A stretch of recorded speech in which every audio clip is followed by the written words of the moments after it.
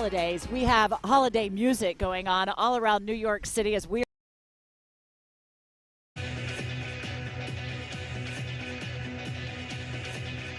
in the NFC East between these two major rivals since 2016. Neither one of them they have both been over 500 since January 1st, 2017.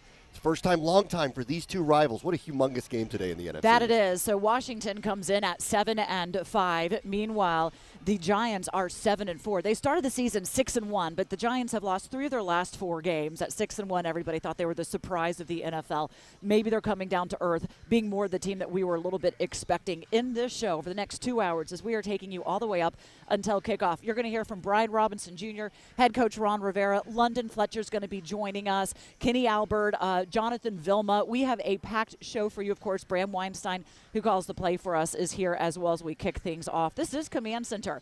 Game Day live on the Commanders YouTube and social media platforms, broadcasting live on our flagship Big 100 in D.C. and across the Washington Commanders radio network. So a little bit of an interesting storyline coming in here on this one.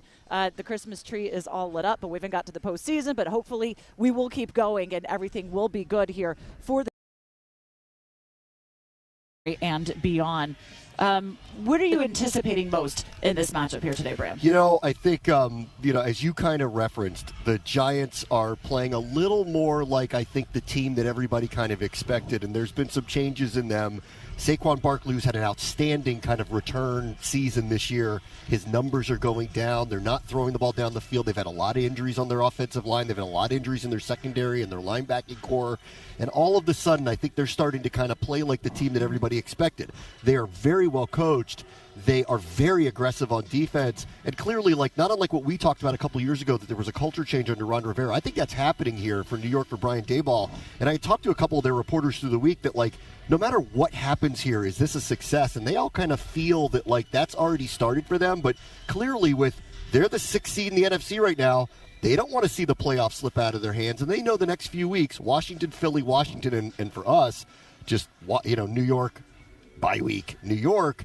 This is a huge 2 to 3 weeks to kind of determine what the playoff picture is really going to look like. I think Washington is just the 8th team in the Super Bowl era to play a team back-to-back. It hasn't happened, I think last year it happened, but other than that, it's like 1991. It is very unusual that you play the same team 2 games in a row. So today's game will go a long way to seeing what happens in a few weeks after the bye week, one of the latest byes in the NFL, by the way, as well. And players will tell you that their bodies, they feel it. I know we feel it as well.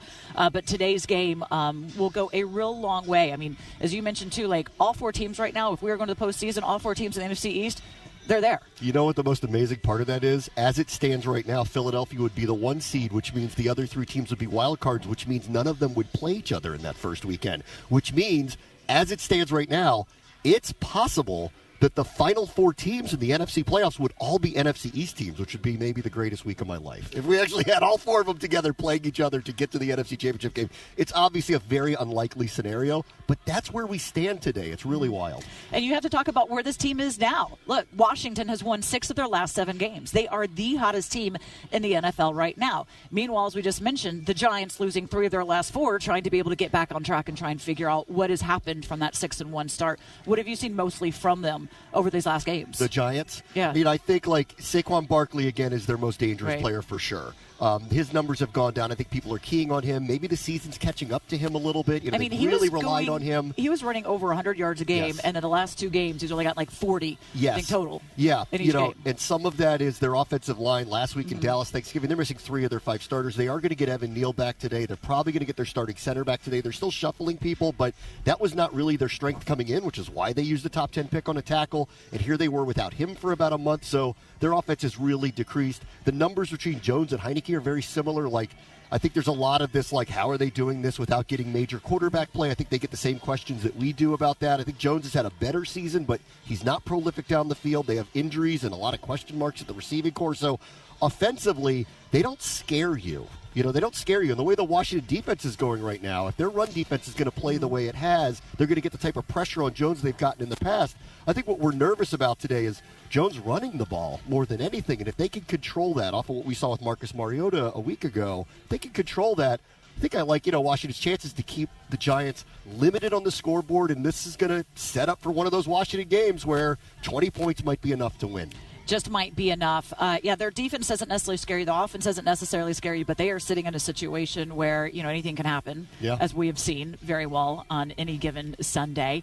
Daniel Jones, I know you got to sit here and you got to be concerned because he plays really well against Washington for some reason, the way that he does, and he be able to throw that ball around. Doesn't have the receiving core that they would necessarily want. As you mentioned, there's a lot of injuries out there for that, but he still has times where he will throw that ball down the field and you're like, what, how in the world did you do that? Other times you're like, what in the world are you doing? Daniel Jones as well. So maybe Washington winning their 6 of their last 7, it's been led by the defense. Yeah, it has. And for the Giants, too, like in 2 weeks, I wouldn't be surprised if Odell Beckham is playing on the Giants by the time. A lot of talk about him visiting here, coming back to a former team. And clearly he wants to come back here, so we'll see if they get a deal done. So that might be a very different offense at a different dimension in a couple of weeks when they play them again. And for Washington, look, the defense has really kind of anchored this whole thing. I know a lot of people have made a lot of Heineke, and I don't want to dismiss his effect on the whole team. And Brian Robinson, who was just outstanding last week in the running game, the defense has anchored this whole thing. How many times, and it happened again last week, inside the 5, where they're stopping people and giving up no points or coming through in critical moments. They have cartoonish-like stats where 3 of the top 8, pressures from players on a defensive line are coming from the same team.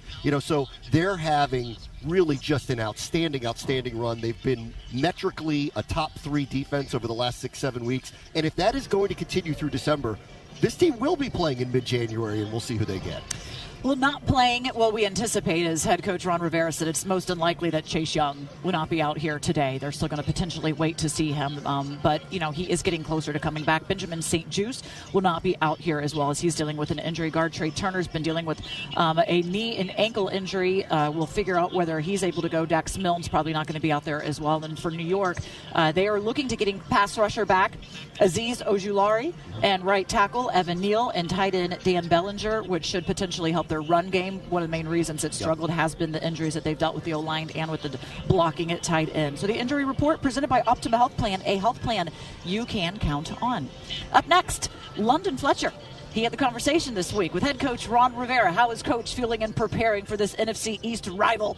We are going to get that to you in just a few minutes. Keep it right here. You're watching Command Center Game Day live on Washington Commanders YouTube and social media platforms, and you're listening to Washington Commanders football.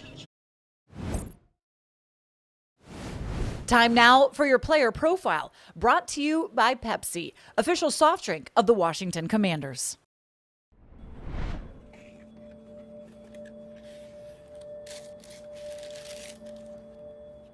No, I've not seen these yet, so this is pretty cool.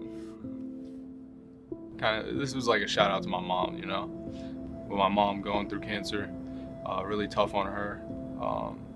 And I really just wanted to give her a shout out and let her know that I'm recognizing her with this game. And what better way to do that than with a partner with the American Cancer Society. Basically, the cleats I wear every week, but with a little remix to them. Got the pink going on at the bottom. Got American Cancer Society right here. Then got my mom's name right here. Real simple, but very touching and effective for me. So it's big to just be representing my mom and having her name on my cleats when I play the game that I love. It's fourth down, seconds on the clock. He hands it off. Finds a hole in the middle. Clear. Nothing but moves. Incredible. A touchdown for the win. I can't believe it. Pizza. Better with Pepsi. You ever wonder why people are always on their phones? They're banking with Bank of America. Look at this guy. He bought those tickets on his credit card, and he's racking up the rewards. She's using Zelle to pay him back for the hot dogs he's about to buy. That's going to bring it to And a the close here announcer? after 3. He's not checking the stats. He's finding some investment ideas with Merrill. And third, as you know, in baseball means 3. Digital tools so impressive, you just can't stop banking. What would you like the power to do? To build the all-new Honda CR-V Hybrid, we took everything you love about the CR-V and kicked it up a notch with excellent fuel efficiency and greater power. For a CR-V unlike any before, adventure confidently with the most fuel-efficient full-line automaker in America. The all-new CR-V and CR-V Hybrid, part of the Honda line of rugged vehicles. Well, my baby does gives me special love. It's the kind of stuff. Honey, it's your turn. I'm on cloud 9. Pizza. Better with Pepsi.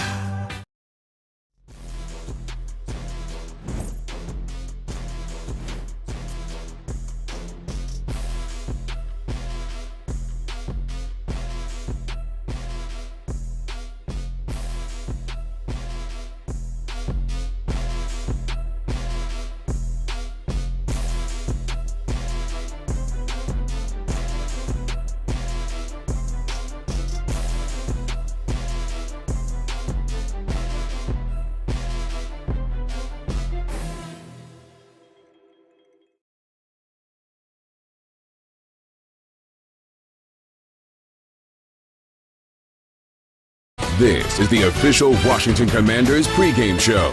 Here's Julie Donaldson.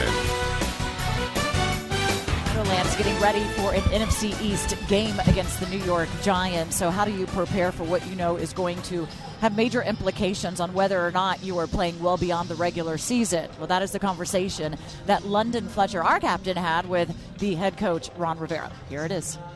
You guys have won 3 in a row, 6 out of You guys have won 3 in a row, 6 out of your last 7. What has been the key for you guys being able to reel off these games? You know, it's been interesting, Fletch, because as you watch the way our guys practice, the way our guys play, everything we've been working on, they're taking right to the field. And that's been a really huge plus. But I think one thing that really is shown is that we're running the ball very effectively. And a lot of good things happen when you run the ball. You and Logan, you guys are going to talk about your defense a little bit later. But I want to know, how has your defense been so dominant? What's been the key to these guys being so dominant as a group? Well, I think it's twofold. I think first and foremost, as I said, we've run the ball successfully, and what that's done is it's kept our defense off the field. And in verse, it keeps their offenses off. So that's why I think we've had a lot of success. A lot of guys are playing really well right now. A lot of good things that we're being able to handle the run in some of our basic fronts so we don't have to load the box all the time, which also allows us to really just rush for and be in good coverage position so that we can take away certain throws. Rookie running back Brian Robinson, he had a tremendous game against the Falcons, rushing for his over 100 yards for the first time in his young career. How happy were you to see that happen for him, especially considering all that he's been through? Well, you know, Fletch, if you go back and look at what we did in the preseason, I think we kind of was signaling to everybody that we're going to run the football, especially with him, because we did a lot of good things in. And, you know, getting him back and kind of him working himself back into shape once he got past the first 4 weeks, now all of a sudden you're starting to see it come together. You're seeing the positive things, the positive growth in him as a football player, and that's been nothing but good for our offense. Yeah, and also, I can tell you what, with weather like that, those defensive backs, they don't want to tackle a 230-pound 6'2" running back late in the game. You know, that's one of the things that we always talk about is that guys that are big, that run hard, especially this time of the year, they have an opportunity to run through a lot of tackles because, as you said, some of these guys are making business decisions. Absolutely. One more game before the bye week, heading into New York to take on the New York Giants. What has been your message to the guys in practice this week? I think first and foremost, just don't get complacent. When you're winning, it covers up a lot of things. But Secondly, this is a good football team. They've got a lot of good things going for them. Probably the biggest thing they have going, though, is Saquon Barkley. I think he's one of the really good football players in this league. He's back. He's healthy. You know, last year was an off year because he was coming back from surgery. But now you see him and you see how dynamic he is as a runner. Secondly, Daniel Jones has got as good an arm as anybody in this league, and if he gets time, he can throw the ball. The next thing they do well is they're a very aggressive, opportunistic defense. And so we've got to be on our P's and Q's as far as our protections are concerned, give our quarterback some time if we're going to throw the ball. Secondly, if we run the ball primarily, that's a big plus for us. What do you think about Coach Dable and the type of job he's done in his first season as the head coach of the Giants? I think he's done a great job. He really has. Again, you look at where he came from. He was up in Buffalo with that offense, had them really clicking. Now all of a sudden he got them going. They're one of those multifaceted offenses. They can do a lot of different things and do them pretty well. It's just a matter of being able to game plan and put it together for them. And I think part of their formula too is I think they like to keep the games close. That way in the fourth quarter, now it comes down to who makes the biggest mistake. When you have a division game, what makes these games a little bit different than the rest of your season? Well, the big part is because typically you know them. They know you. Well, we don't know them as well because Coach Dable's new there, but we are who we are. We've done what we've done, and so they have a little bit of that type of insight as far as advantage is concerned. But because this is a rivalry, a natural rivalry that we play twice a year, close in proximity, there's a lot at stake in terms of just personal pride. Oh, yeah, that stadium is going to be electric. Yes. Both of you guys are fighting for playoff position. I can't wait to watch that game on Sunday. I'm looking forward to it too, Fletcher. I just think this is an opportunity for us to take another step. Well, no, watch it. I'm not just going to watch it, Coach. I'm going to actually call it. And we have a lot of fun calling the games, especially since Washington has won 3 in a row and again 6 of their last 7. It doesn't get any better than this. Meaningful football in the month of December. Well, our pregame show, it is presented by the Washington Times, the exclusive reporting and proud partner of the Washington Commanders. And coming up, Kenny Albert, he calls our preseason games. He's calling the game today for Fox, and he joins me next. What is he seeing around the NFL, and what is he expecting today on his call? You are watching Command Center Game Day Live on the Washington Commanders YouTube and social media platforms, and you are listening to Washington Commanders football.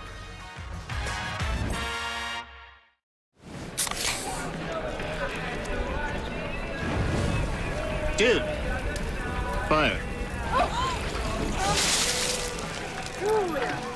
Grill master, huh?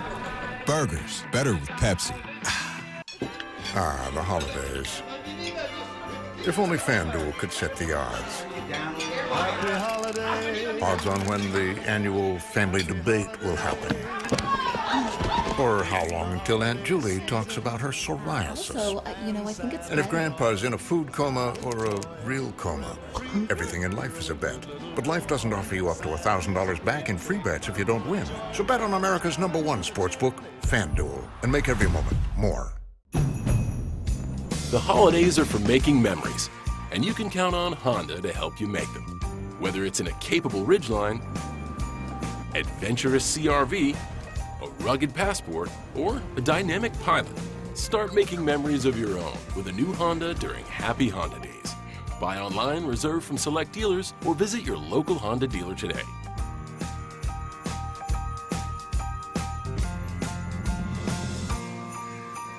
Washington Commanders football is back, and so is our BOGO. On game day, buy 1 large pizza and get a 2nd large pizza for free. Order online or download the app today. Paisanos, official pizza partner of the Washington Commanders. I want to go back, though, to high school. One of your teammates at Good Counsel was Stephon Diggs. Mm-hmm. What was it like going against him in practice? Was he as good as he? Did you see him on that trajectory even back in high school? 100%.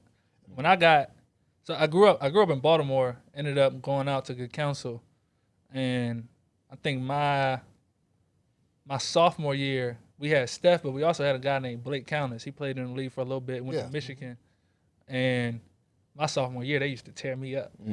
Tear me up. I mean, like they'd take me to different camps, and like for me, like especially I grew up with all brothers, and having guys like Steph, Blake.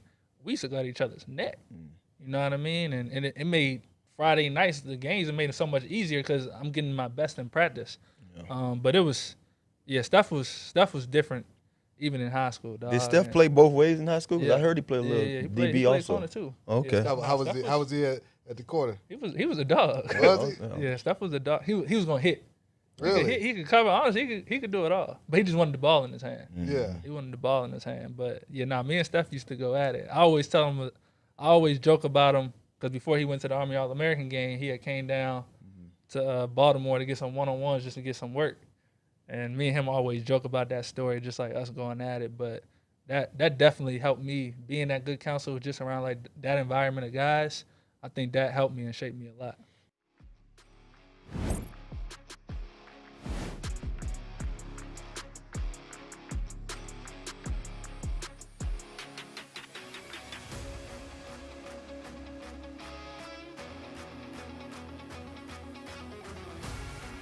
Joining me now is a familiar face for the Burgundy and Gold. Kenny Albert joins us in the preseason, and now he has the call today with Jonathan Vilma on Fox. Glad to have you here with us. This is your hometown, too, as well, New York, so you're used to this cold weather. Jonathan Vilma was going to join us. He is not. That Miami boy said, I'm not coming down here. Great to be with you, Julie. Jonathan does live in Miami, and every week, if we have a game in the Dome somewhere, he's very happy. Not a big fan of the cold. Yeah, being a Florida girl myself, I spent 6 years down in Miami. I totally get it. I still am learning how to layer. I thought I got all the layers right today. I'm still probably 2 or 3 layers away from being warm. Well, we're in the shade. It's about 20 degrees warmer over in the other corner. Thank you very much for letting us know. So let's talk about what's going on in the NFL right now. Who do you have as the best teams in the NFC and the AFC? Because now we kind of know teams' identities, kind of they're coming into form, and you can start seeing who might be that player in February. Well, we are heading down the home stretch. I think in the NFC you have to look at Philadelphia, Minnesota. Really impressed with what Kevin O'Connell has done with the Vikings. AFC, Buffalo, Kansas City, but there's always those 1 or 2 surprise teams, right? The Commanders have won 6 of the last 7. San Francisco, following the McCaffrey trade, first place in the NFC West. So there'll probably be a couple of teams that maybe you don't expect to go deep in the playoffs in January. Is there a team that you say, okay, you know what, they could be dangerous? I think a number of those teams for sure. I mean, you look at this entire division, right? Mm-hmm. All over 500. Right now, all 4 teams in the NFC East would be in the playoffs. Just wild. Just stick the names in a hat. Could be any of those 4. And once you do get to the postseason, of course, we know the record, you put it away, you all start over. You know, some of the Washington players were saying, because their bye week still waiting for it, that comes next week after this game, really late, their bodies are feeling it. But they say, you know what, we're probably getting it maybe at the right time now, because they are planning to extend their season well beyond, that they'll be fresher when that time comes. And in speaking with former players, Jonathan Vilma, some of my other partners, when you're winning and you're playing meaningful games in December, your body feels a lot better, right? Doesn't it? As opposed to if you're 2-9 or 3-10 right now. So they do have the bye week, cork in the schedule, 2 straight games against the Giants. So it should be pretty interesting. Everything is better when you are winning. Of course, the fan base knows that quite well. But it's the New York Giants that are trying to get back to the winning, having started the season 6-1. Everybody goes, wait, what's going on here? This is not what we were anticipating. They've now lost 3 of their last 4. What have you seen out of New York that has caused them to struggle as of late, and that they're going to try to bounce? Number of those players, 6 key players. It's a great start, which nobody really anticipated. And you have to give Brian Daboll and his coaching staff a lot of credit for the way they've game planned for each opponent from week to week. It's not the same plan every week. And week 1, he goes for 2 right at the end of the game against Tennessee. Saquon Barkley converts the 2-point conversion. And, Julie, you know how important momentum is in sports, right? If the Giants lose that game to Tennessee, they beat Carolina by 3 the next week. Maybe they lose that game, and they're 4-7 right now and not 7-4. So I think the early decision-making by Daboll had a lot to do with it. He and his staff have done a terrific job. They have lost 3 of the last 4, like you mentioned, but they get some key guys back today.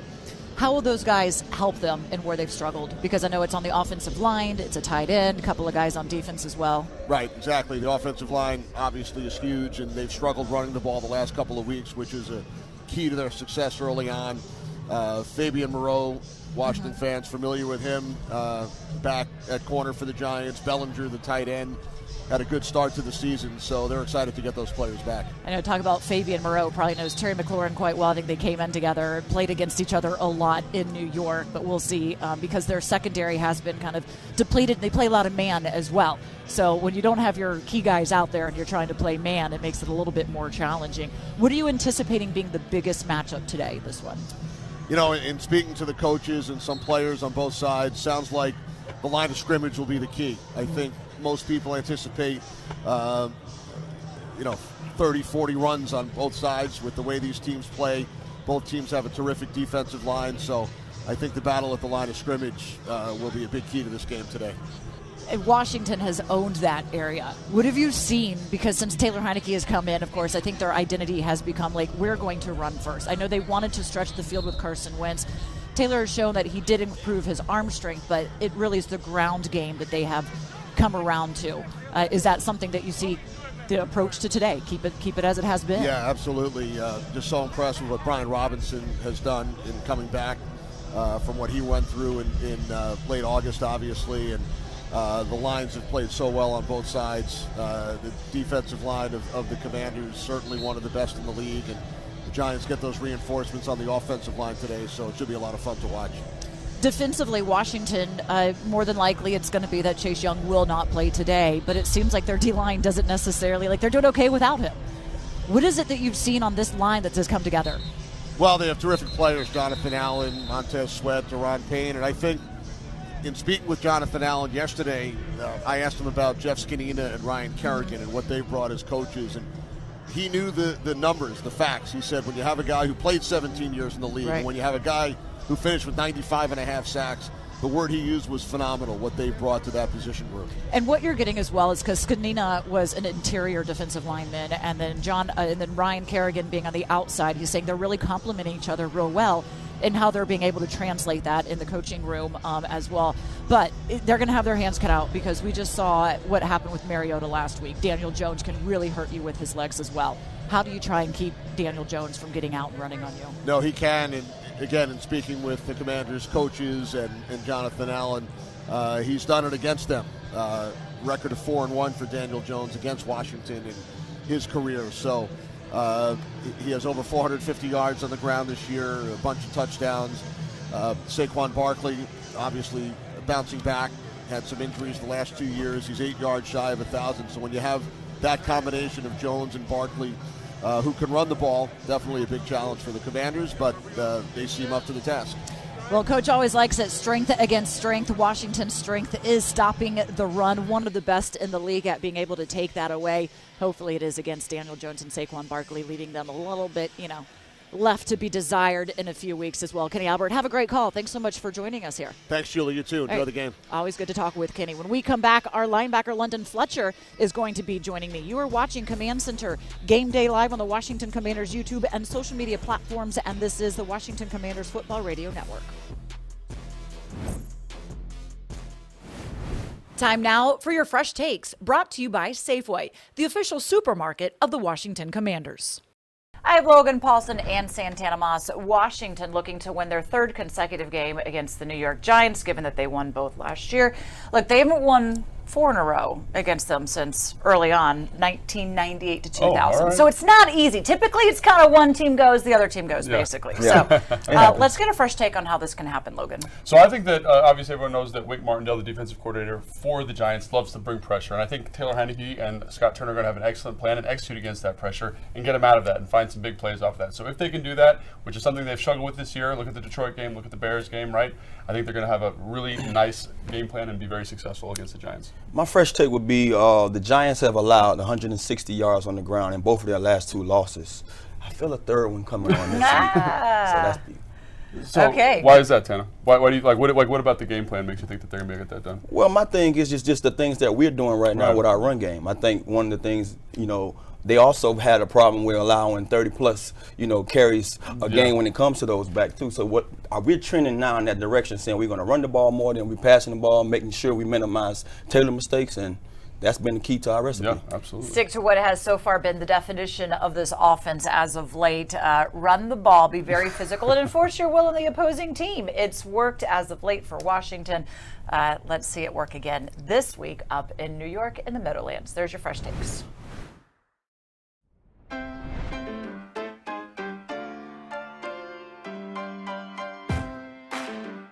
From selecting the perfect produce and triple checking its quality to preparing it for you, we have perfected the art of fresh.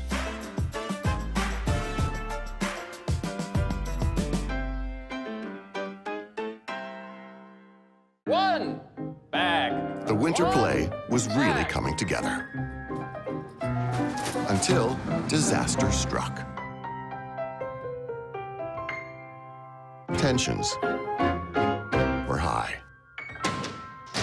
Luckily, replacement costumes were shipped with FedEx, which means Mr. Harvey could picture the perfect night. We're ready for the holidays, so you're ready for what's next.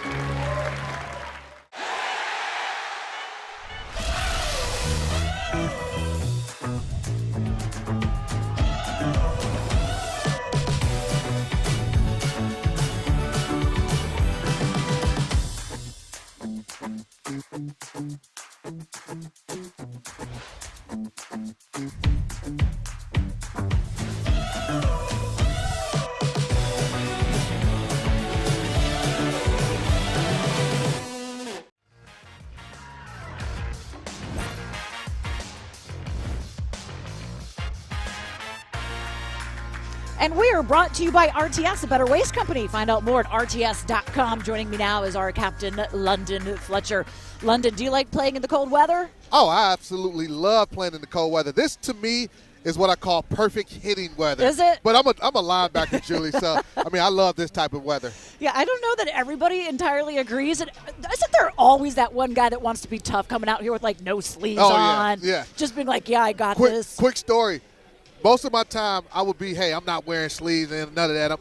So Pat Williams, when I played in Buffalo, we go to play the Green Bay Packers in Lambeau, middle of December. I would go out and warm up. Similar to this, I go out in my warm-up. I come back in the locker room. Pat's like, hey, Fletch, what does it feel like that? I said, big fella, you on your own today. I'm wearing some sleeves. That's how cold it was. Oh, I heard that the little trick is like scuba gear. Scuba gear, I never did that, but we also used to put this like lotion on that like would a work. Cream or whatever. Well, why don't you bring that next time? I forgot all about it. I'm going to be up in the booth with a jacket on and all that sweater and everything. We will be calling the game looking forward. Or what are you anticipating? Is it as simple as what it has been for the last 3 weeks, where Washington has run for over 150 yards in all 3 games, 3 wins in a row? Is it that simple? Run the ball? It's that, but it's also a little bit more than that. Right now as an offense, it's running the football, running at an extremely high clip and a high volume, being successful with that. But the New York Giants, they do a great job of trying to, what we call run blitz, and trying to move guys and bring an extra safety and trying to blitz your runs. So there'll be opportunities to make plays in the passing game against his Giants secondary, because when you commit to blitzing an extra guy to stop the run, there'll be one-on-one matchups in the secondary, and I like our matchups in the passing game against the Giants. And they play a lot of man as well. Fabian Moreau will be coming back, as we just mentioned, former Washington player as well. Probably knows a little bit about Taylor Heineke in that game. Okay, so you should be able to have your chances to run. They rank 26 in the NFL against the run, giving up about 140 yards on average per game. Again, over the last 2 games, Washington has averaged 150. But if you are saying there's opportunities to be able to throw the ball, are those chances deep? Is it just a quick pass game? Like, where? It'll be a little bit of both. You know, they play that free safety so far back. I don't know if you'll be able to get the deep shots, but definitely in the intermediate areas, whether it's 15, 20 yards down the field. I really like, the opportunities are with slot receiver, whether it's Curtis Samuel, sometimes they'll move Terry into the slot, and Jahan Dotson also being able to take advantage of their matchups against the slot corner, the nickel corner for the New York Giants. You know, Taylor Heineke isn't someone since they've come in that's done a lot of throwing the ball, kind of under 200 yards basically averaging. They don't really go too much over that. And we know that he has chemistry with Terry McLaurin. But what have you seen on where's Jahan Dotson in the mix? Is it the play calling's not going for him? Is he just still trying to come back from injury? Because he still leads the team with 4 receiving touchdowns. You know, when he first came back, I thought he was still a little bit, you know, not totally 100%. But you also have to look at the dynamic of this offense. And, you know, we're a totally different offense from when Jahan was playing those first 4 games where we were a pass-heavy offense. Now we're more of a run-heavy offense. And, you know, Taylor tends to target when we do pass the football. You know, there's been an uptick on targets for Terry McLaurin. A byproduct of just, you know, the game plan and us running the football a lot more than what we were doing when he was healthy in those first 4 games of the season. But I'll also look at during this last 5 stretch of ball games, there'll be opportunities for Jahan to make some plays in the passing game for us. A lot of it will also depend how the offensive line does hold up as well. How have you seen last week they did not have a sack? A lot of that is because Taylor Heineke can get out and use his legs and kind of avoid the rush as well. But they're getting a pass rusher back in Aziz Olujuwon. They have Dexter Lawrence out there as well. Like, where is the offensive line and what they're going to be up against today? Well, I really like the way the offensive line has played. You know, again, we keep talking about being able to run the ball. When you run the ball, obviously you're able to wear defense down. And when there's passing situations, play action pass, it slows down the pass rush. I know Trey Turner will be out this ball game, and Sam Cosby's going to slide in there at the guard position, and you know they'll have some challenge going against Dexter Lawrence and also Leonard Williams, another big disruptive tackle for the New York Giants. But I really like the way our offensive line has played. Cornelius Lucas, he's done a really good job in playing at the right tackle position for us. How do you like Cosby sliding over to the guard spot?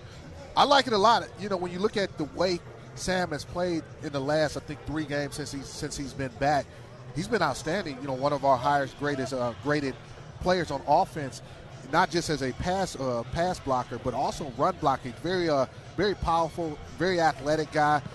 It's a little bit of a difference playing in the box as opposed to being out on the tackle because of the different body styles you have to block. But I feel like Sam will be fine. All right, let's get to the inactives here for Washington. Dax Milne is going to be out. Benjamin St. Juste still dealing with an ankle injury. He is out as well, as is linebacker Dejon Harris, Trey Turner, Chris Paul, and Chase Young is officially ruled inactive for this game. So we'll have to wait yet another week to potentially see if he will finally be able to get back on the field. For New York, Kenny Golladay, wide receiver, is out.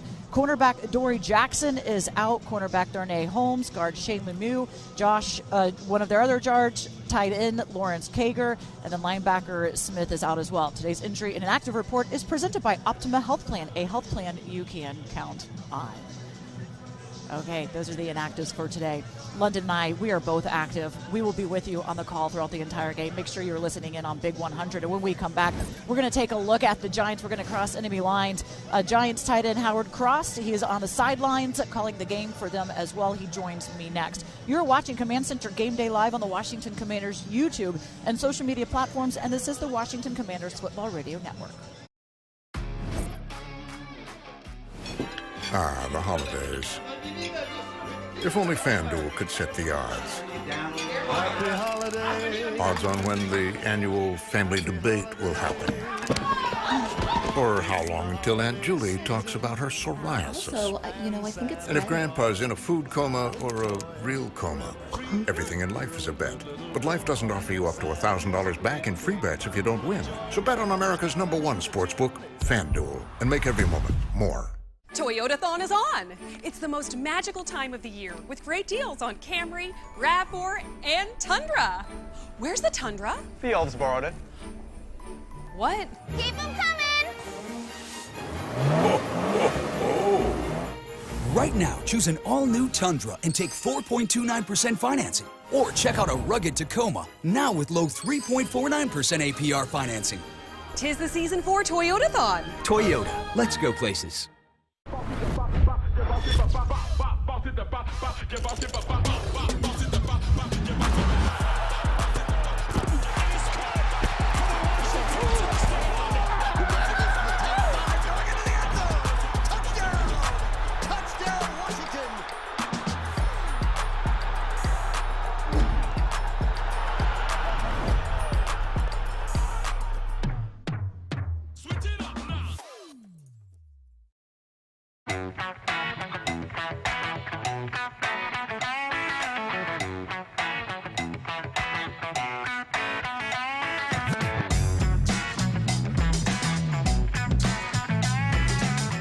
ACC or Big Ten? I'm going to say ACC because I'm an ACC guy. Johnny Bananas or Wes Berkman? Wow, they worked on that. I like Johnny Bananas. Johnny Bananas or CT? Oh, CT. I'm going to take CT. Mambo sauce or Old Bay? Oh, Mambo sauce all day. Morgan Freeman or Bruce Willis? Morgan Freeman, of course. The voice of God. The voice of God. Memorizing a script or memorizing a playbook? Memorizing a script all day. Cole Turner's hair. Cole Holcomb's hair. It's a terrible time to take a drink of water. They're both very different in their respects. 5'5's got the long flow, mullet, and Cole's got the long flow, just curls down to his shoulders. If I had to pick one for myself, it'd be the long curls to the shoulders. Can't rock the mullet. I never really took a liking to that mullet, man. I don't know. I mean, his was so long in the off season, it was like middle of his back. Just mullet. All this was shaved, mullet, middle of the back.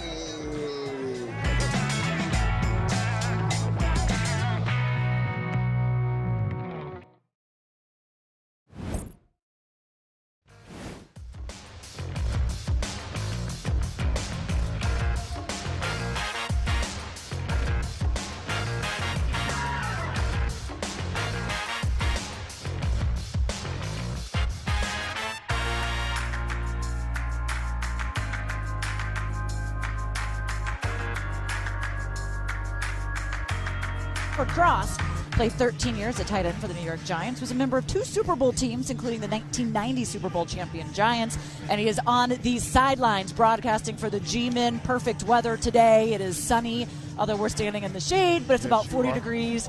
Glad to have you join the show. Thanks for having me. Howard let me know that this is the coldest spot we could have been standing on the field. I appreciate that. No better way for the Giants to welcome us than that way. So it's really been an interesting season for the G-Men, and one that not many people anticipated, with new head coach Brian Daboll coming in, starting 6-1. What is it that he's done that brought this team that has them so far with 7 wins? I tell people this all the time. It's kind of like watching a Pop Warner team play, where coaches get together and they teach everybody everything, and they really enjoy it. And they go get pizza afterwards because they're so happy. That's what it's like. It's really funny to see the entire culture of the facility change. Like everybody's shaking hands and saying hello to everybody. It's just they're infectious. It's a good group of people. They're great teachers, and the players enjoy it. That's interesting. They always do say that, look, this is a game. It's supposed to be fun. And when you are having fun, winning, of course, certainly helps that as well. You start playing for each other. And that's one thing I think we've seen for Washington is this team's really playing for each other. They enjoy each other's company. And we hear them all the time talking about how it's one of the best locker rooms that they've been in, and it translates. But as of lately, the Giants have dropped 3 of their last 4. What has happened during that stretch? Or was the 6-1 start maybe a little misleading to where this team is? Nah, they just got caught with the injury bug. They lost like almost, I think the last game they played, and they had like 11 starters out. So if you have 11 starters, that's a third of your team just not playing. And hopefully they'll get some guys back, hopefully this week, in this game specifically. But that's been the biggest thing. You lose most of your secondary, you lose a lot of your offensive linemen, you start losing people with your tight end. You start thinking like, okay, well, who do we have left? And you bring guys up.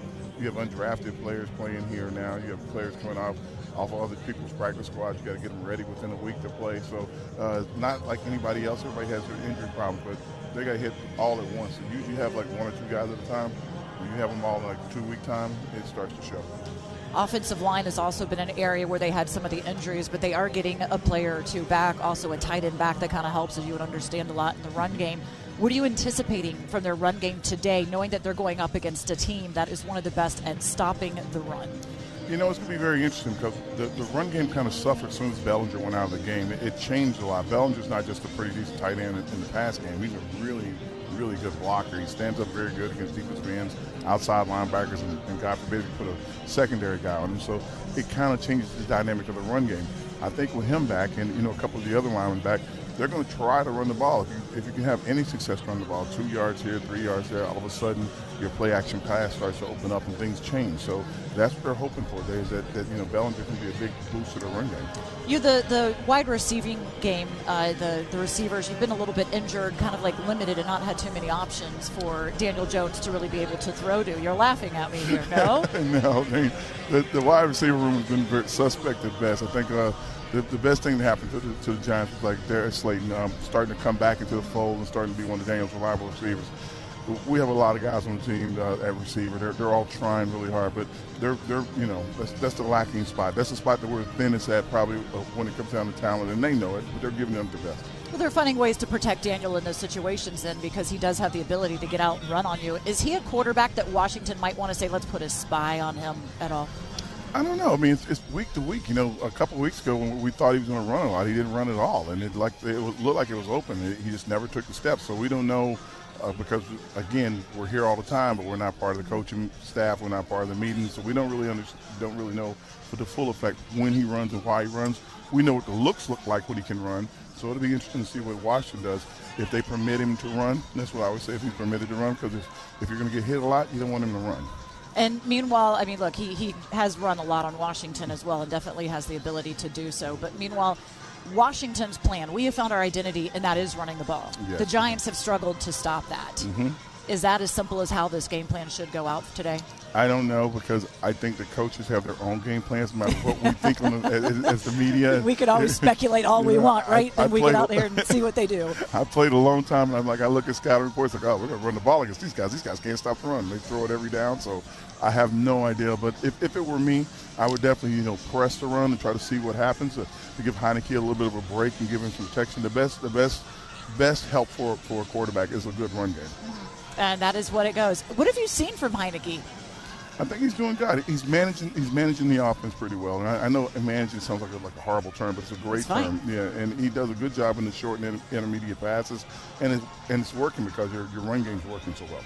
All right, Howard Cross, thank you so much. Stay warm here on the sidelines throughout the game as well. I'm going back to get in the sun.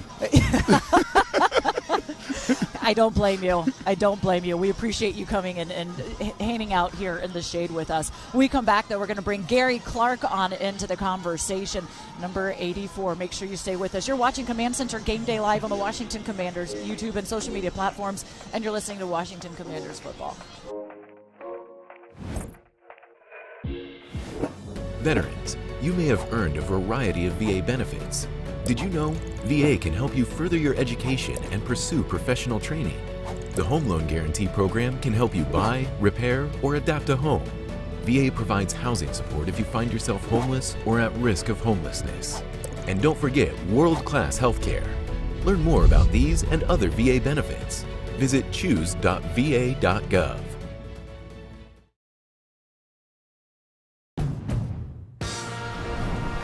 To build the all-new Honda CR-V Hybrid, we took everything you love about the CR-V and kicked it up a notch with excellent fuel efficiency and greater power. For a CR-V unlike any before, adventure confidently with the most fuel-efficient full-line automaker in America, the all-new CR-V and CR-V Hybrid, part of the Honda line of rugged vehicles.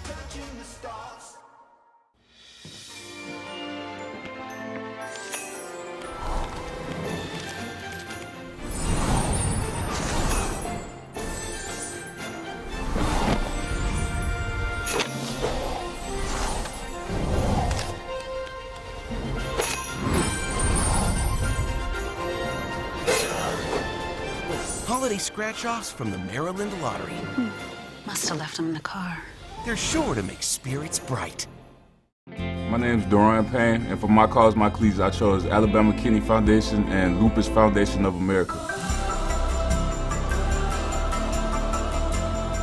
I chose Alabama Kidney Foundation and the Lupus Foundation of America because my mom, she suffers from both. She had kidney failure. She's been dealing with it for a while, and she also has lupus as well. So I'm really excited to be able to honor all those battling kidney failure and lupus, just like my mom. It's something that we've been dealing with. I know she's had these problems my whole life, and she's been toughen it out, and she's always been a soldier, so if I can help bring light to her situation, then it's a plus for me. Hey, what's up? It's Jamin Davis. I'm doing my unboxing from my calls, my cleats. I did the National Museum of African American History and Culture.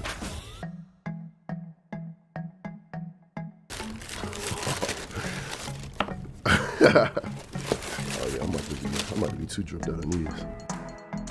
It was one of those things for me growing up from my mom. She just was really big as far as like trying to make your voices heard when it comes to social injustice or anything in our community as well. So it's just like getting a chance to just be out there and be a spokesperson, I guess you can say. And just, I feel like the reason I chose this was because even throughout my time at Kentucky, that was one of the things that I was extremely passionate about, just trying to make our voices heard and just getting a chance to just stand up for what we know is right.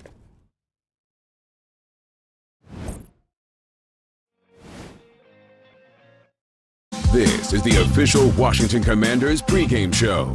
Here's Julie Donaldson. Oh, I love my job, especially when I get to talk to Gary Clark, one of the toughest, one of the best NFL wide receivers of all time. 2 Super Bowl rings to go along with it, and a lot of success right here in the Meadowlands. Gary, welcome to the show. Oh, thanks for having me, Julie. It's always a pleasure. What is it like playing against the NFC East division rivals and having success in their home here? I tell you what, I mean, it's always, you always get up for the inter-division games, right? The Giants, Cowboys, that's always something that we always look forward to playing. I hated the Giants more than the Cowboys, though, because the Giants were always a tough team to play. I mean, they beat us 6 times in a row. I mean, how many people do you know beat a Joe Gibbs team 6 times in a row? But we ended up getting the best of them in the long run, though. So it's always good coming here to this stadium. Washington looking to be able to do that and beat them in their home here as well. And the Giants are not going to be an easy out. They've been a tough team this season. What have you seen in a year that's relatively surprising with a new head coach? I tell you what, I mean, they started off strong, 6-1, and then things are starting to catch up to them. Honestly, today, I think the Commanders are going to really come into their own. I think the defense is going to be strong like they've been doing. I think the offense is going to come into their own, and I think we're going to have a convincing win today.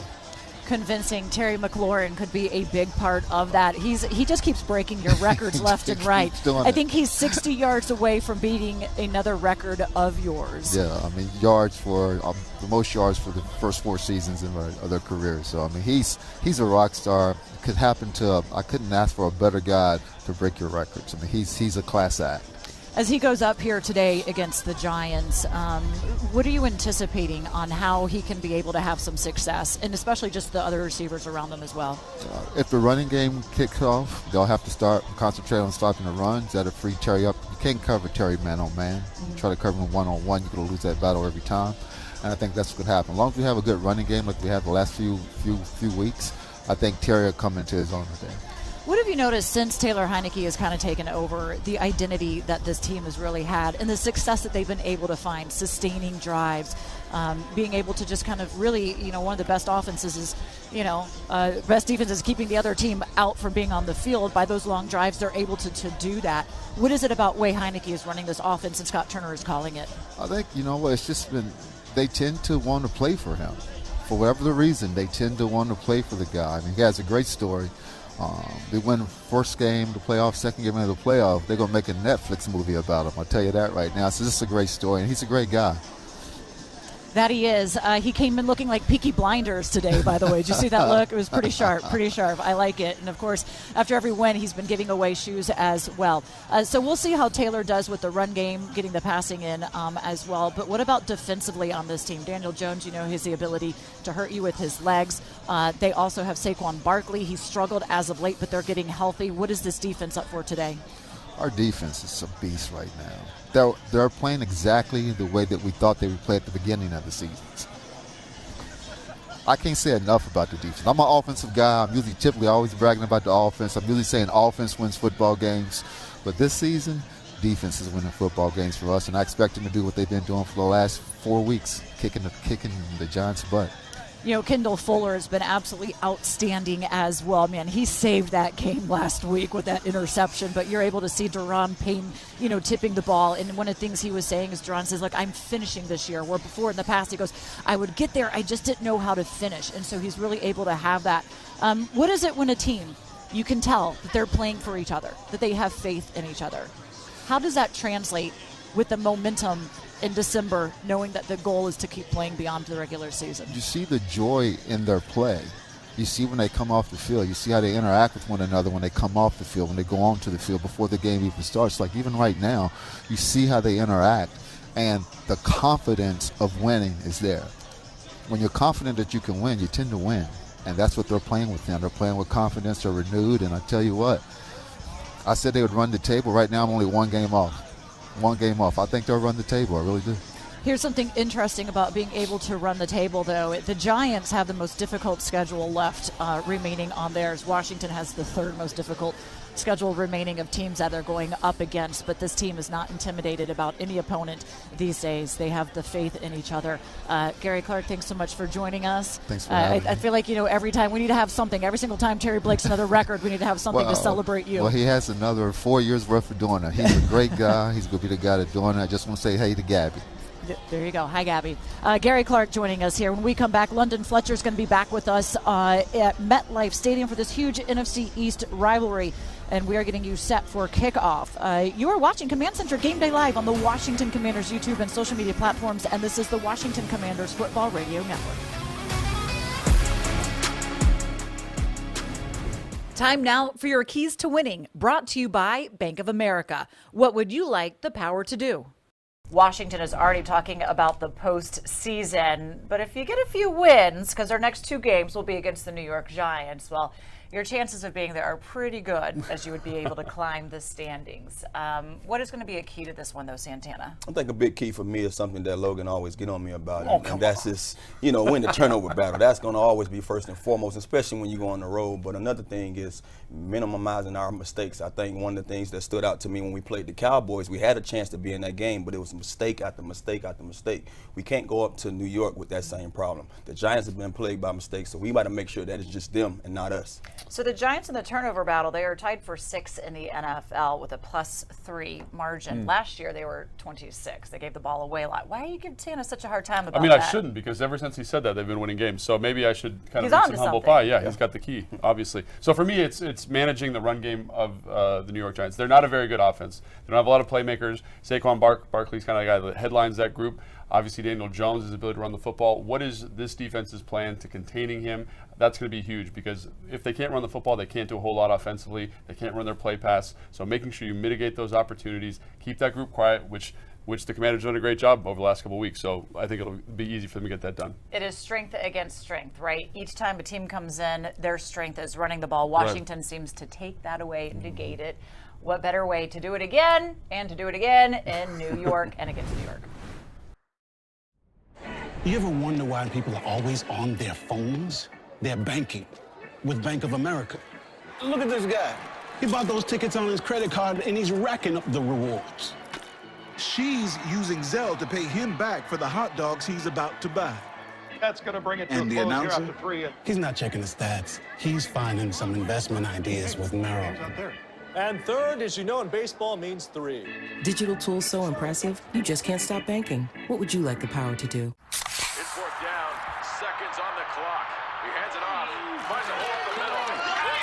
Clear, nothing but Brian moves! A touchdown for the win. I can't believe it. Pizza, better with Pepsi. The holidays are for making memories, and you can count on Honda to help you make them. Whether it's in a capable Ridgeline, adventurous CRV, a rugged Passport, or a dynamic Pilot, start making memories of your own with a new Honda during Happy Honda Days. Buy online, reserve from select dealers, or visit your local Honda dealer today.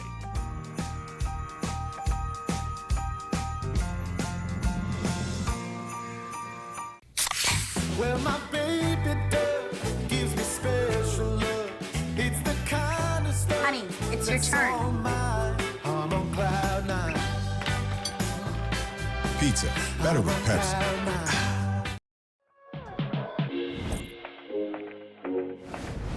Time now for your keys to winning, brought to you by Bank of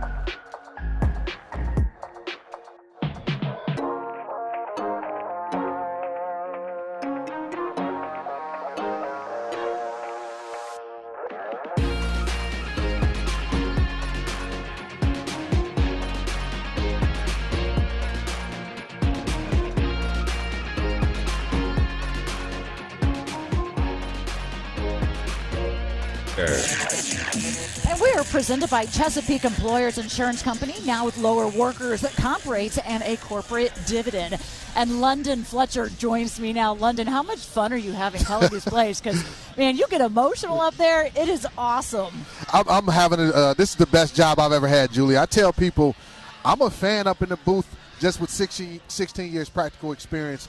When Kendall intercepted that pass, man, that was just me, the fan in me for these guys and fan for this team coming out of me, and I just happened to let it all out on that call. Oh, that we do. It's fun, and this team has given us a lot of great moments to be able to call on offense and on defense. Look, we know Taylor Heineke, he plays with some sort of like a mojo magic with his hair on fire, and there's times where, you know, he puts the ball in harm's way and we're like fortunate either it's not intercepted or maybe it is, but he will give his receivers chances to fight for that ball as well. Amazing moments to be able to call at times on offense. Defense, too. I mean, you know, at some point we're sitting there and we're in the booth and we'll be like, all right, it's time for a turnover. Yes. Hasn't been a turnover yet, and certainly they come up with something. They've been able to take the ball away a lot, and it's translated into a good bit of success as well for them. Yeah, absolutely. And when you look at, you know, why we've been able to win 6 out of our last 7, obviously the offense has done a great job running the football, but it's been the defense and the takeaways they've had. I think 13 takeaways in these last 7 games, and you win. We're +7 in the turnover battle. You win your the turnover ratio, your odds and the percentage goes up tremendously in terms of winning a football game. And it's not just getting the turnovers; it's when they get these turnovers.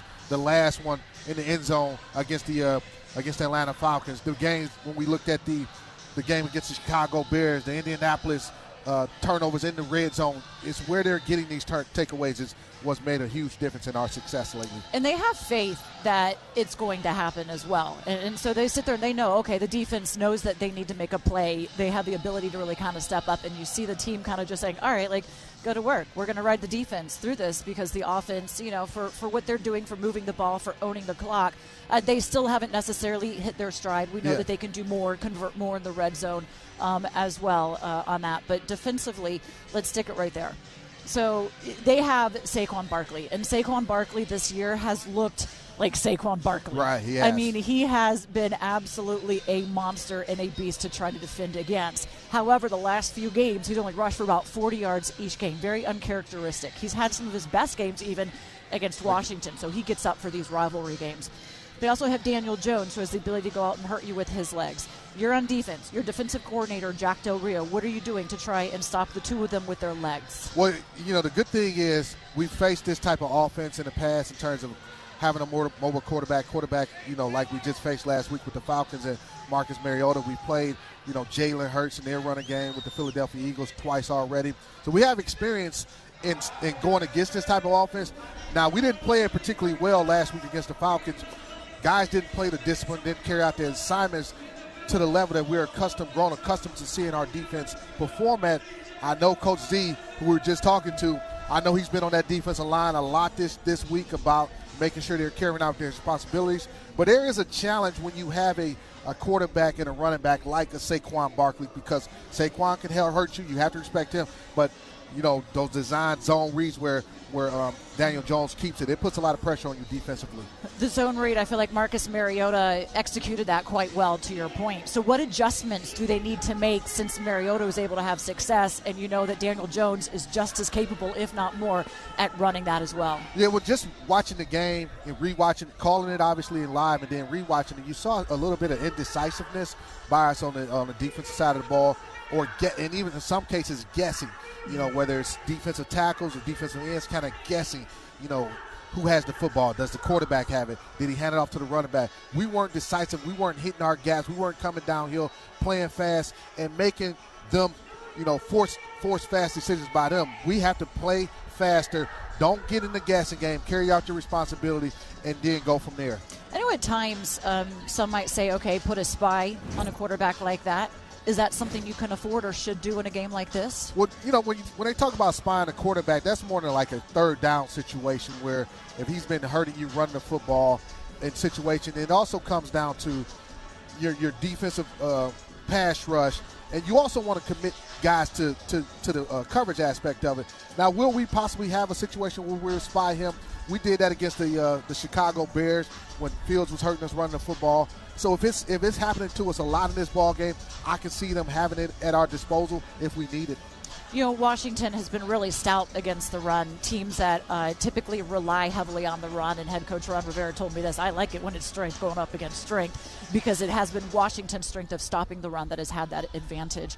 What have you seen between the front, the linebackers, the secondary, that has them really kind of playing together to be successful? Well, I think it starts, you mentioned the front. It starts not just with our two dominant defensive tackles in Payne and Allen, but also the defensive ends.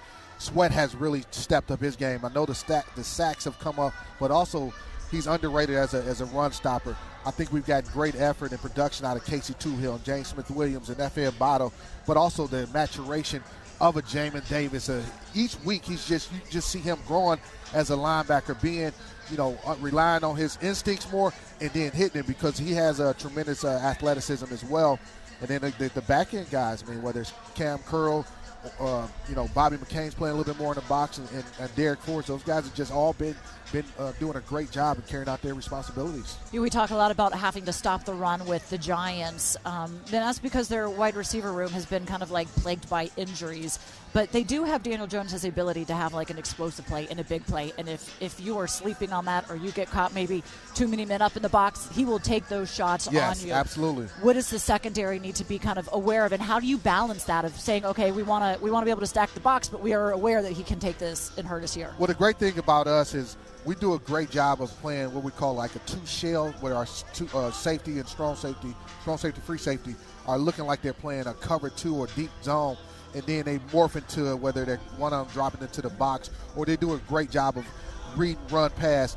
The thing that comes into play is when Daniel Jones is able to take those shots downfield, is when he knows he has single coverage on the outside based on the pre-snap looks that the defense is giving him. We don't really give defenses or offenses that pre-snap look and saying, hey, this is going to be a single high. A lot of times it's looking like we're going to be doubling your outside receivers, and then we do a great job post-snap of kind of morphing into our single high coverages. All right, looking forward to how this defense comes in and takes on the Giants in this game. Of course, we know meaningful football in December, it doesn't get any better than this. Going up against an NFC East rival, the Giants. Washington swept them last season. Let's see if they can keep that going, although it's a very different team with Brian Dable taking over for the Giants as well. London, look forward to being in the booth with you on the call. I'm looking getting forward to more this. of that fandom as well. It's exciting. Glad to have you with us all season long. We're going to bring the other party of our booth with me here in just a minute. Bramwell Weinstein will be rejoining us. We'll talk a little bit about the NFC and break down what's going on in the NFC East, because right now all 4 teams would potentially be in the postseason. You're watching Command Center Game Day live on the Washington Commanders YouTube and social media platforms, and you're listening to Washington Commanders football. Washington Commanders football is back, and so is our BOGO. On game day, buy 1 large pizza and get a second large pizza for free. Order online or download the app today. Paisanos, official pizza partner of the Washington Commanders. Ah, the holidays. If only FanDuel could set the odds. Odds on when the annual family debate will happen. Or how long until Aunt Julie talks about her psoriasis. So, I think it's... And if Grandpa's in a food coma or a real coma. Everything in life is a bet. But life doesn't offer you up to $1,000 back in free bets if you don't win. So bet on America's #1 sportsbook, FanDuel, and make every moment more. To build the all-new Honda CR-V Hybrid, we took everything you love about the CR-V and kicked it up a notch with excellent fuel efficiency and greater power. For a CR-V unlike any before, adventure confidently with the most fuel-efficient full-line automaker in America. The all-new CR-V and CR-V Hybrid, part of the Honda line of rugged vehicles.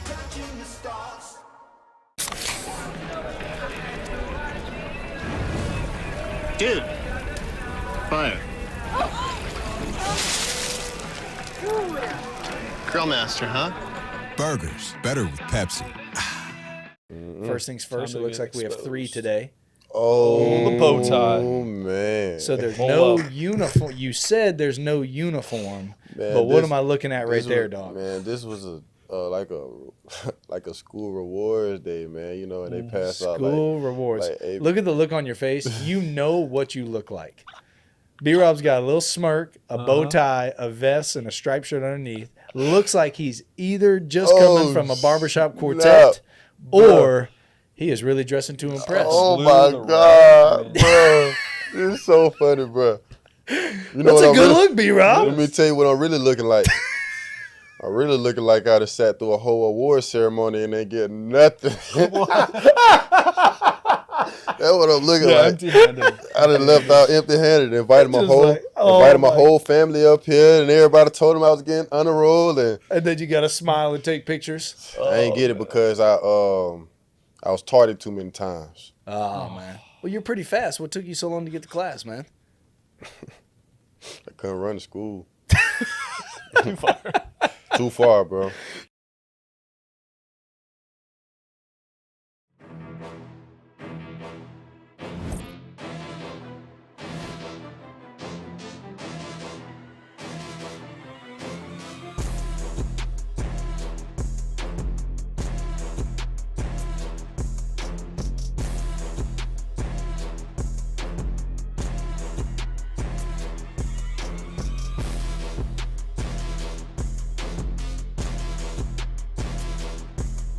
So we'll see what happens in the red zone. As we talked about, been a problem area. 1 of 4 last week there.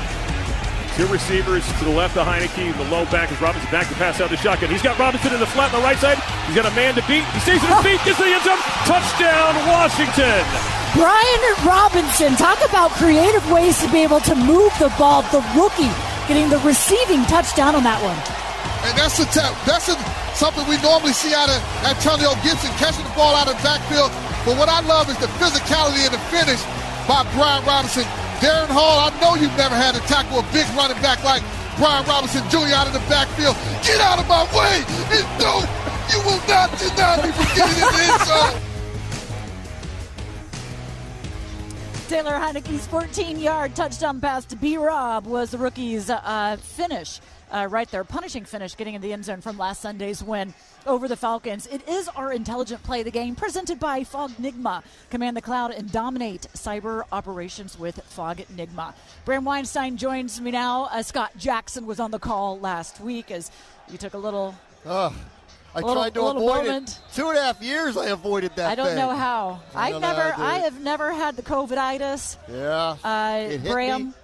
got hit with that last week, so Scott Jackson stepped in. But glad to have you back here. Nice to be back. We did miss you as well for that one. But let's talk a little bit about the NFC East and the standings, because right now, as it would go, every team would be in the NFC East in the postseason, which is absolutely kind of wild. I don't know if that's ever happened before in the Super Bowl era, right? No, we've had 4 teams make the playoffs from a division, but it happened back in the 90s when they were 5-team divisions. It's not happened since they've gone to the 4-team division format, so this would be a first.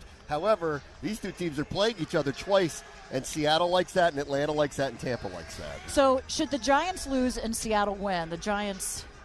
They're out. Is that how it goes? Washington would leapfrog into the 6th seed, go into their bye week. Seattle, by virtue of beating the Giants, would leapfrog them into the 7th seed. This is a big game for New York today. Okay, let's talk about the Eagles, though. They are 10-1. Thanks that one loss being Washington's. They're hosting the Titans. Philly, a 4.5-point favorite. What's going on with the Eagles? You know, I think this is it's going to be an interesting test for them. A.J. Brown, I think we saw him get injured in that Monday night game against Washington. He's had some other issues. He was really sick. It's just kind of been running through the league. Washington had some issues with this, too. Their offense has not been clicking like it was. Jalen Hurts is running the ball more. Titans, we saw them very good rush defense. Not unlike Washington, don't give up a lot of points. I expect a low-scoring, actually very close game there. For Tennessee, they're going to probably walk into the playoffs winning their division. Doesn't seem like there's a lot of competition for them to have to deal with, but they're a very sound defensive team, and I expect an interesting game today. Okay, looking forward to that one. And then you just mentioned it a few seconds ago that Seattle, they're 6-5, just behind Washington, the playoff hunt. As the Rams and Seahawks, 7-point favorite, which shows just how tough of a season Sean McVay and the defending Super Bowl champs are actually having. I mean, when you look at the schedule, it's so hard to figure like what's going to happen. I'm not sure that anybody would have looked at this game and said 2 teams over 500 playing each other, twice in December, and the same thing's happening with Seattle. If you looked at it and someone told you in August, by the way, Seattle's probably going to make the playoffs and the Rams are going to be completely upside down, their season's going to be over, Matthew Stafford's going to be on IR, Aaron Donald's not playing, Cooper Kupp's not playing, and all of a sudden those look like layups for the Seahawks. The NFL's a weird league, and here they are, and like they're playing them twice down the stretch, and those are looking like 2 almost guaranteed wins for Seattle now. Yes, it is interesting how the league has a way, and even defensive coordinator Jack Del Rio was saying that this week, it has a way of settling things and kind of making things right one way or the other, the way things do play out. The team's warming up behind us here wearing the white jerseys and the burgundy bottoms. Meanwhile, for the Giants, it is their legacy game, so they're wearing jerseys from the 80s. They look pretty cool. I got to admit, I really like them. That block Giants helmet, that's the look. I wish they would go back to that full time. I think they look amazing in it. Dallas, they are 8-3, hosting the Colts on Sunday Night Football. The Cowboys are an 11-point favorite. And should be, Dallas, obviously, on Thanksgiving, took care of New York. They're really coming along here. If they're the ones that add Odell Beckham, that could be a dangerous thing for them. They're really kind of humming along, and, because of what the Eagles and Cowboys are doing, as hot as Washington's been, I don't think it's realistic for them to actually catch them for the division. But clearly this is a big game for them. And for Dallas, they got to keep pace with Philadelphia. And, I think that's a tough game that Philadelphia's got. They're playing each other on Christmas Eve weekend. Washington gets the 49ers. That's going to feel like a couple playoff games, I think, in a few weeks. This is a big game today. I think Dallas, I have a hard time seeing the Colts score enough points to win that game. So I think Dallas is going to win. They're going to be watching that Eagles score very closely. Everybody, we're at the time where we are doing scoreboard watching across the board on all of this. I can't believe the season is already at week 13. Yeah. It goes by so quickly. So what are you anticipating today if we're going to finish out the NFC East as you've got the G-Men and Washington? What I love about this team is they consistently, after a win, talk about the things they didn't do right, even though their defense has played well. And I think Marcus Mariota taking advantage of them a few times, keeping the ball. We know how good Daniel Jones is at that. They can limit him. I don't think you're too scared about the downfield passing game of the Giants, even without Benjamin St. Juste today. So I think the defense, on their P's and Q's, in their rush lanes, don't get burned by Jones getting to the outside, you're okay. And offensively, frankly, I expect Washington to run the ball a lot, but there should be a lot of openings. If you can protect, no one blitzes more in the NFL than the Giants do. If you can protect, I love the matchups of McLaurin, Samuel, Dotson against a revamped and very young, inexperienced secondary. There should be room to run out there today. So is your fantasy guys to watch today? You know what? There's a lot of pressure to get Jahan Dotson the ball. This may or may not be the week. I'm going to go Curtis Samuel. I think they're going to have a very difficult matchup with him, so I'd like to see the ball go in his hands. He may run the ball a little bit today, too, with Gibson a little bit banged up, though, playing. And for the Giants, it's hard to really pick anybody but Saquon Barkley, because he's going to get his touches, he'll get his yards, he's going to go over 1,000 yards today for the season, and hopefully his numbers will look like they have the last couple of weeks where he's really not putting up big numbers for New York. Yep, just about 40 yards each game on average over the last few weeks. That fantasy football report right there is presented by FanDuel. Make every moment more with FanDuel, official partner of the Washington Commanders. Okay, so Bram, looking forward to the call with you as we are getting closer and closer to kickoff here at the Meadowlands at MetLife Stadium. Now, a big part of why Washington is succeeding is, of course, what they are doing on defense. And last Sunday, Duron Payne, he came up big and with a huge tip deflection resulting in Kendall Fuller's game-saving interception. So this week, London Fletcher went one-on-one with Duron Payne. We are bringing you that conversation when we come back.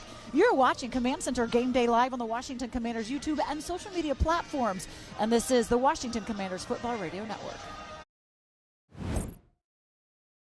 Game starts at 20, bet slip is empty. I got to call KG. KG, what I up? got nothing for you, Fox. Oh, come on. Marshawn, Barry. Hey, what's up, I need some tips. I'm like L.A. L.A.? No, Dallas. That's Dallas? Dallas, not Dallas? the gotta get to Miami. How about Detroit? Nah, Barry over there. I'm going to call y'all right now. Vanessa, I need your help. I got a tip for you. Always go with your gut. I like that. Going with my gut. Let's go with our gut.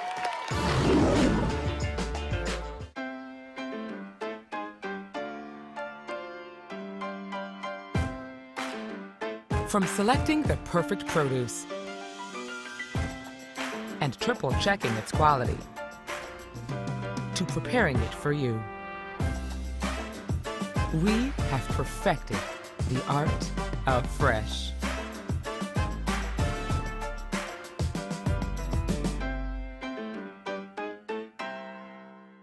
One bag. The winter play was really coming together. Until disaster struck. Tensions were high.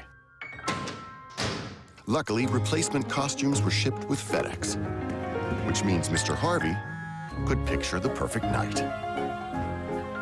We're ready for the holidays, so you're ready for what's next. Time now to go around the league, delivered by FedEx, where now meets next.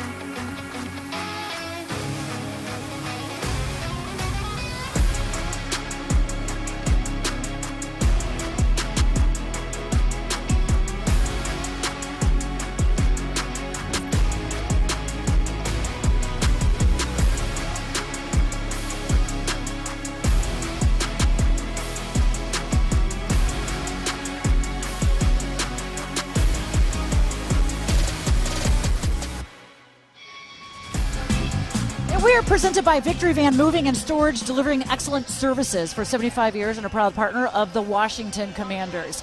We love our super fans of the team that come out and show out every single game. The rally captain is one of them. He has the W chain. We give this out for dubs. The dub last week would have been going to Duron Payne, because had he not tipped that ball at the end of the game, where Kendall Fuller was able to come down with the interception, it might have been a different outcome and a different story. So the dub's going to go to Duron Payne. And thank you, Rally Captain, for letting me wear this, apparently. You got to be pretty special to wear this. It's the show we get to do. Here is, though, the conversation of London Fletcher with Duron Payne. You were part of the final defensive play against the Falcons, getting that left hand up, man. Yeah. What'd you see on that play? I was really just trying to rush with some awareness of the quarterback because I know he liked to move around, so I didn't want him to try to get through the pocket. And so I just had a good, I had good distance from the offensive lineman, and I was able, when I seen him finna throw it in the lane, I just got my hand up and tipped it up to the guys. Yeah, defensively, you guys, man, in the last 6 out of the last 7 games, you guys are holding opponents to a little over 15 points per game, 13 takeaways. What has been the biggest distance or the biggest reason why you guys have played so well lately? I feel like we just playing, everybody playing their ball. Like, we not do well. I feel like we got out of our ways last game. We got out of our ways last game, but we've been playing. Everybody doing their assignment, everybody playing assignment football, and I feel like that's the best way for us to go out there and dominate. Yeah, 'cause speaking of dominating, you personally have been dominating, 6.5 sacks on the season, your career high.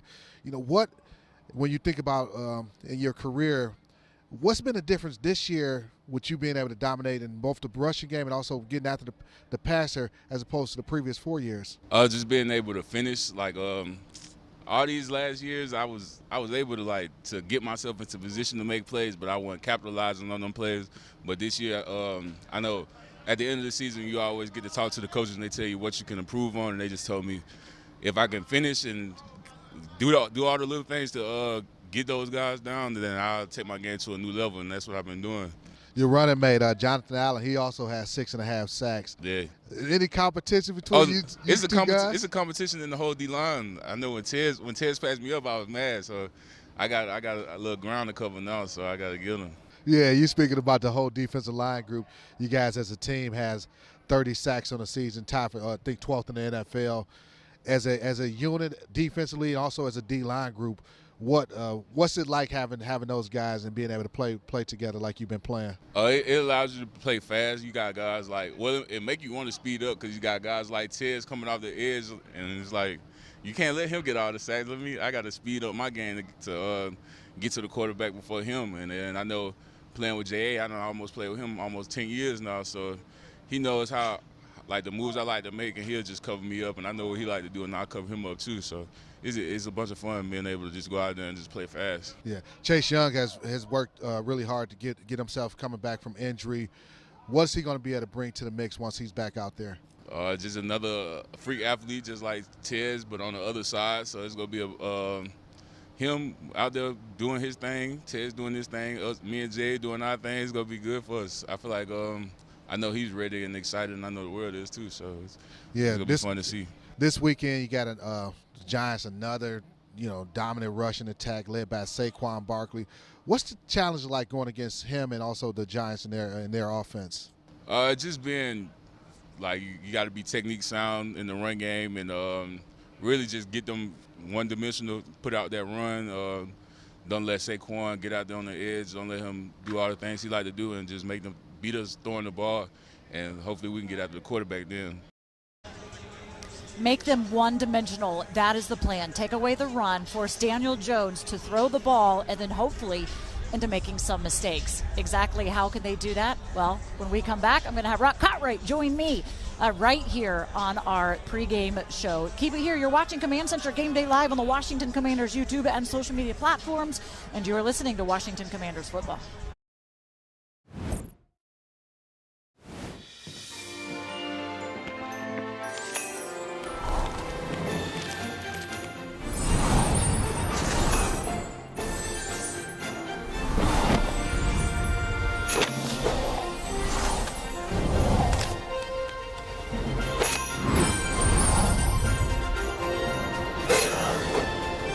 Holiday scratch-offs from the Maryland Lottery. Must have left them in the car.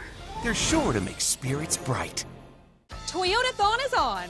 Now's the time to get an exciting new Toyota.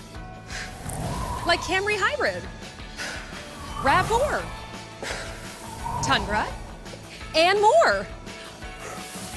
How did you... Magic. Right now, get low 3.49% APR financing on many Toyota models, like adventure-ready RAV4s and spacious Highlanders, including fuel-efficient hybrids. Come in today. Toyota, Let's go places.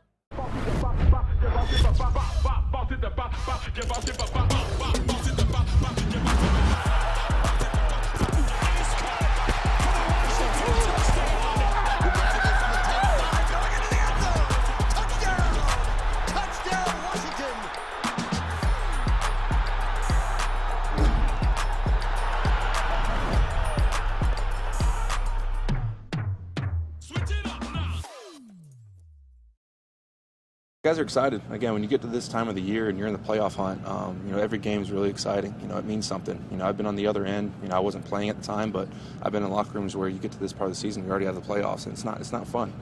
You come to the facility every day.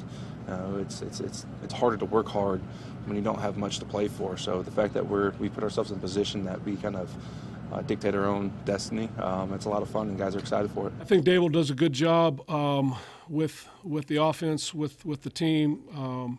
They've started real fast. A big part of that is being efficient with his quarterback play, getting his running game going the way he has with Barkley. And I think Daniel Jones obviously at the helm. He's done a real good job of directing their offense and leading them to 7 wins. So Saquon is really a special football player. He really is. And he is back 100%. I know last year he was getting back to form, and you could see it. This year he's back, and so we have to account for him as well. So we've just got to make sure that, if we're paying attention to quarterback on one aspect, the other side of it has to pay attention to their responsibilities. And that's really what it comes down to is we do our responsibilities.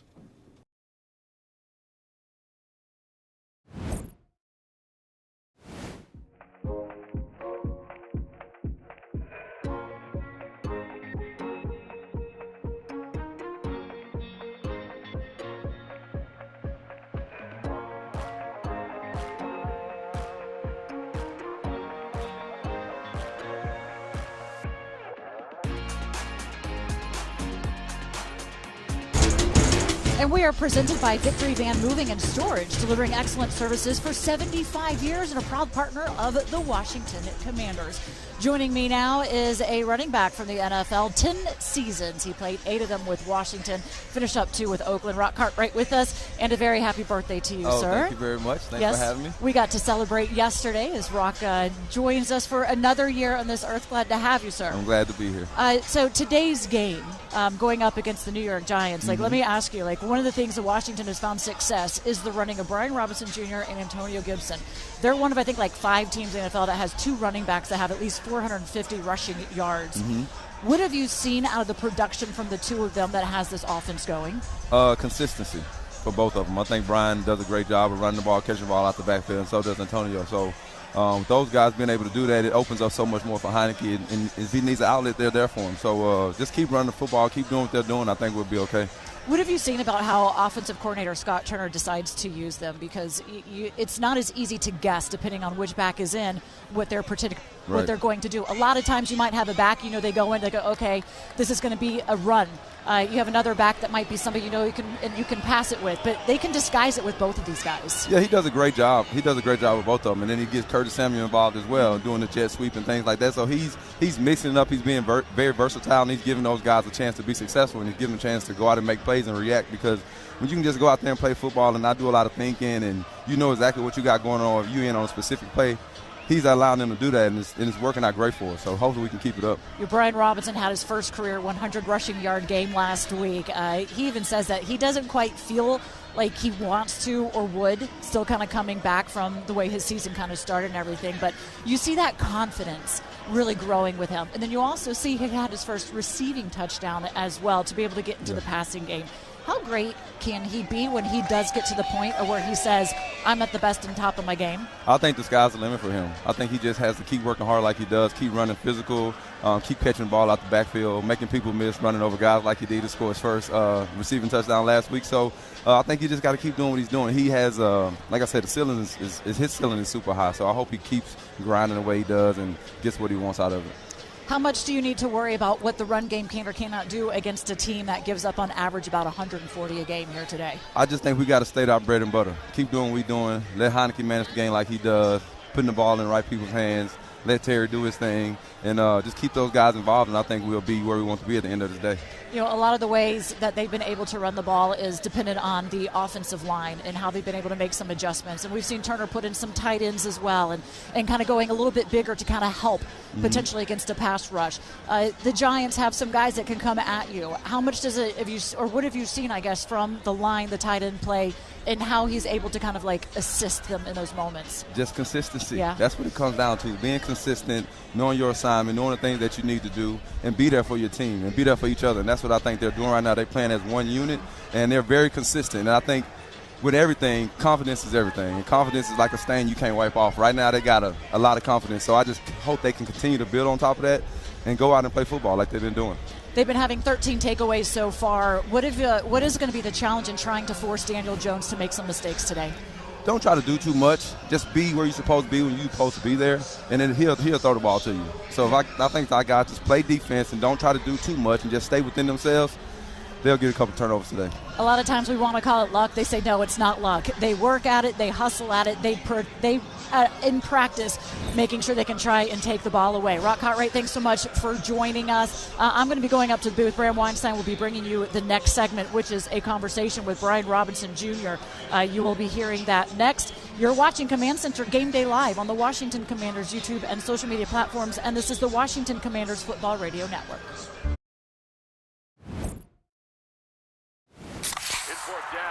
Seconds on the clock. He hands it off. Finds a hole in the middle. Clear. Nothing but Brian moves. A touchdown blow. I can't believe it. Pizza. Better with Pepsi. To build the all-new Honda CR-V Hybrid, we took everything you love about the CR-V and kicked it up a notch with excellent fuel efficiency and greater power. For a CR-V unlike any before. Adventure confidently with the most fuel-efficient full-line automaker in America. The all-new CR-V and CR-V Hybrid, part of the Honda line of rugged vehicles.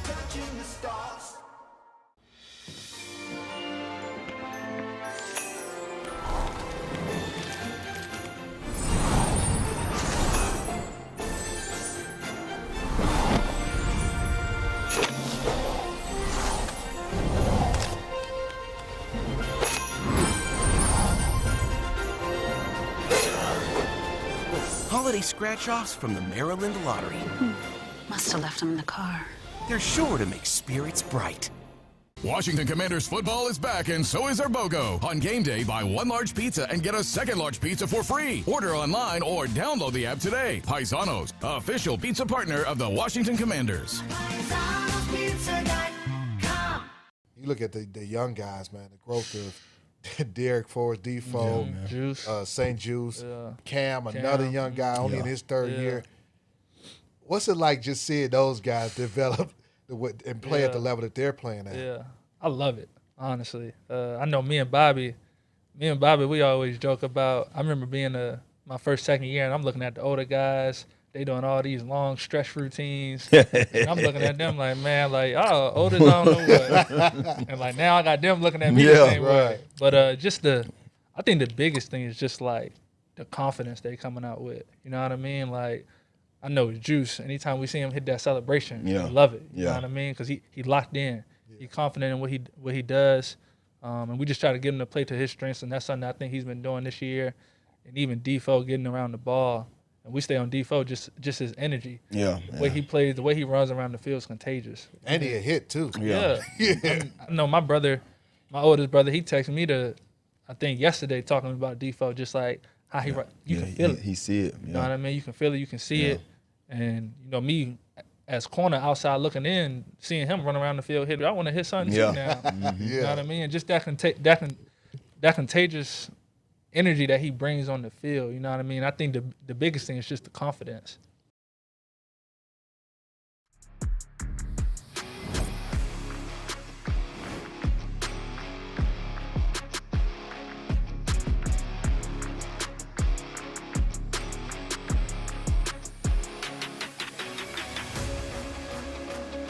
I'm Bram Whiteside back in the booth. Julie's on her way from the field back up here. Recently, though, she had an opportunity to catch up with rookie running back Brian Robinson. who is coming off his first career 100-plus yard game, and probably more importantly, 5.8 per carry. The team had 5.8 per carry, and as this group has become not exclusively run, but seriously run forward, as that's become their offensive identity, Robinson has just been getting stronger and stronger and stronger. So Julie Donaldson had a chance to catch up with him, not only over his performance, but some big hats as well. Brian, your first 100-yard game, you get the game ball. What was that moment like to share with your teammates afterwards? Great moment, exciting, like so much, hard work, being put into, just preparing for that, and I had to kind of be patient, just since I've been back, just, working, trying to get, have one of those type of games, and, expecting it a little earlier than now, but, just staying true to, my preparation and, how I prepare, and this was the week. The way your story has gone, you did have to wait. It did take a little bit of patience to get you back there, but it seems like every single week we're seeing growth, we're seeing confidence. But I know even you were telling me you're not where you want to be. Where are you now compared to where you know you can be? Like you said, I just said a couple weeks ago, like, I feel like I'm, taking a step every week, like, gaining the comfortability back, and I feel like, now this week was just another step for me, feeling just a little bit better. Not only do I have to, like, get myself better physically, but mentally too. So, also trying to grow on that side too. So I feel like it's all starting to kind of come back together, and, we'll be there soon. Where are you physically and mentally from where you want to be? I mean, I'm getting there, like, slowly but surely, like, just, like being, playing and, having, success, and just continue to just grow, on the field right now. It's big, real big for me, just, because I kind of lost a lot, back, just gaining back where I was, and still trying to, progress in this league with all this talent, it's just, it's a lot of work, and, I just, I'll be insecure sometimes, just thinking I ain't gonna, live up to my name, and I just really just stick to what I believe, and I believe I'm gonna be all right. It's hard not to notice the way that this team has kind of gone the identity on offense, run the ball first, real physical, and you're a huge part of that, and where they're able to have that success. What is it week in, week out when you know that that's going to be the identity, that's where the success is, that you prepare yourself to understand what's going to be demanded of you in the game? Really, just taking a look at the film, just, seeing what we're strong at, seeing, where we can really attack people, and we've just seen, improvement, week in and week out, just with our run game, and it's continuing to grow, by the week. So that's something we just got to kind of keep our foot on the gas with, and just, continue to, stick to it, and just, just believe that it's going to help our team. I mean, we trust that our running game, help keep our team balanced, and we've just seen that, over these last games, to just show us, how efficient the running game, just help the whole game in general. So we just got to really just stick with it. Taylor Heinicke was saying he knows the offensive line. They get these big smiles when they know there's a lot of running plays coming up here. They take a lot of pride in helping you kind of like move that pile. But now you have a lot of different numbers that rotate in there as well with a lot of the tight ends. How does that help you on deciding where you're going to make your cut and having to maybe not have to shed like another blocker? Really, just with our tight end play, it's been great for us. We have many different tight ends you can use many different ways, so we're just having those guys rotating in and staying fresh also, but just moving around and run schemes, and pulling and getting up on the second level of defenders, that that's very critical in our run game.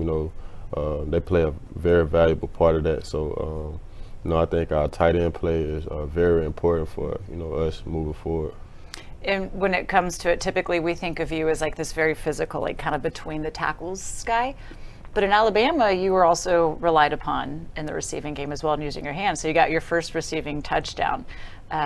What's it like to be able to be used in that aspect of the game as well? It was another good opportunity for me, a place where I want to continue to grow, at this level. I've always been confident in my pass catching ability, always been confident in my hands, my ability to run after the catch. So that's something I want to just continue to grow with. I think it'll be exciting for me to kind of add that part into my game at this level. We see how dynamic it makes this offense as well, and confusing the defense. You have that big hat afterwards that's kind of gone viral now. What's the story behind this big hat? One of my friends from back at school, her dad, a big-time Commanders fan. He be at most of all the games, and I think last home game, he told me he was gonna make me one, and I forgot he said he was gonna make it. So when I got out the car for the game Sunday, he was out there by the fans. I stopped and signed a few signatures, and he was standing over there. And he had, he was like, I made these for you. He had another one for Chase. So I looked at it, I was like, he did say he was gonna make me one. So I just really got in the locker room, just started playing, just joking around with the hat, just walking around with it on while we, getting dressed for pregame. So, I thought it was funny, man. It had our logo on it. I was getting ready for the game, man. It was dope, I think. Seemed to be a good day to have it as well, the post game. 100th win for head coach Ron Rivera. What's it like playing for him? I can say it's been, a great experience. I think he's a people's person. He really cares about, the people in the building. He really cares about his players. He cares about, our success. He cares about the progress that we, he just cares about us as a whole. Just with everything he's been going through, also personally, man, it's just, feel good to go out and just battle for him and make this happen for him. It's special. 6 of the last 7 is how this team has gone. You've got New York, another division opponent coming up. How do you keep the momentum going? Honestly, we just got to stick to the script, do the things that we've been doing to win, as far as preparation.